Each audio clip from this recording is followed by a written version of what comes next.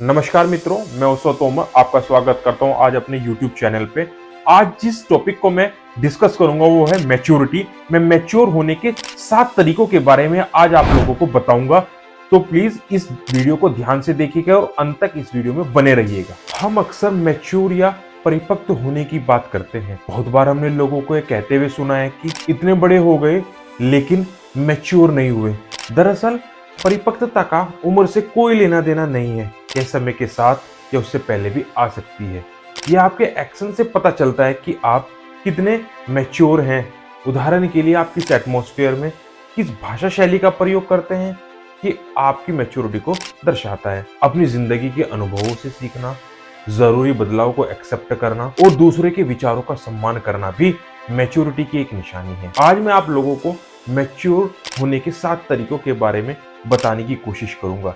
यदि आप इनका यूज करते हैं तो आप अपनी लाइफ में एक मैच्योर पर्सन बन सकते हैं या लोगों को एक अच्छा मैच्योर पर्सन दिख सकते हैं। फर्स्ट पॉइंट शुरू करते हैं। पहला है, जब हम सुनते ज्यादा और बोलते कम है। जब हमें इस बात का एहसास होता है कि हमारे बोलने से ज्यादा हमारी सुनने की क्षमता अच्छी होती है, तब हम ज्यादा जानकारी प्राप्त करने लगते हैं। इसके अलावा हम तभी बोलते हैं जब हमें बोलने की जरूरत होती है और पहले से अधिक जानकारी होने की वजह से हम जब भी बोलते हैं तो वह बात सुनने वाले को तर्क संगत लगती है। यह समाज में हमारे लिए एक अच्छी छवि का निर्माण करने का काम करता है। इससे हम विचारशील और गंभीर लगते हैं। लिहाजा कम बोलना मैच्योरिटी की एक बड़ी निशानी है। सेकंड पॉइंट हमारा है, जब हम लोगों से ज्यादा विचारों पर चर्चा करते हैं। हमारी सबकी आदत होती है कि हम आमतौर पर लोगों पर अलग अलग तरह से चर्चा करते हैं। हालांकि कभी कभार के लिए यह चीज ठीक होती है, लेकिन जरूरत से ज्यादा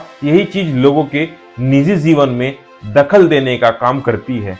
लिहाजा जब आप सोशल सर्कल में लोगों को अपनी चर्चा का विषय ना बनाकर किसी भी विचार पर चर्चा करते हैं, तो इससे आप खुद को एक मैच्योर, एक परिपक्व व्यक्ति महसूस करना शुरू कर देते हैं। थर्ड पॉइंट है हमारा, जब हम बहस करना पसंद नहीं करते। अक्सर हम ज्यादा बहस करने वाले व्यक्ति को बचकानी हरकत करने वाला कहते हैं। वो कहावत तो आप लोगों ने सुनी ही होगी कि आप बहस से बहस तो जीत जाएंगे लेकिन उस व्यक्ति को खो देंगे। ऐसे में बहस से बचना ही सबसे बेहतर ऑप्शन है। जब आप बहस जैसी चीजों से खुद को दूर रखने लगते हैं तो यह बात आपकी मैच्योरिटी को प्रदर्शित करती है। आप एक मैच्योर पर्सन की ओर आगे बढ़ने लगते हैं। फोर्थ, जब हम खुद को जरूरत से ज्यादा महत्व देना बंद कर देते हैं और अपने आसपास के लोगों को भी बराबर का महत्व देना और उनके अनुसार व्यवहार करने लगते हैं, तो यह चीज आपकी मैच्योरिटी को प्रदर्शित करता है। फिफ्थ, जब हम अपने कामों से पीछा नहीं छुड़वाते बल्कि अपनी जिम्मेदारी समझकर पूरा करते हैं। जिम्मेदारी मैच्योर व्यक्ति का सबसे बड़ा लक्षण है। जब आप जिम्मेदार होते हैं तो जिम्मेदारी आपकी जवाबदेही भी तय करती है। 6 पॉइंट हमारे, धैर्यवान होना। आजकल की डिमांडिंग दुनिया में धैर्यवान होना वाकई में काबिल तारीफ है। हमें पता नहीं चलता, लेकिन हम में से ज्यादातर की आदत कुछ ऐसी होती है कि हमारा काम तुरंत होना चाहिए। जब हम इन सब बातों से पैनिक होना बंद कर देते हैं तो हम मैच्योर होने की तरफ बढ़ने लगते हैं। 7 पॉइंट है हमारा, अपनी बातों को लेकर स्पष्ट होना। एक परिपक्व इंसान कभी भी अपनी बातों को बढ़ा चढ़ाकर नहीं बोलता। वह हमेशा स्पष्ट तौर पर अपनी बातों को रखता है।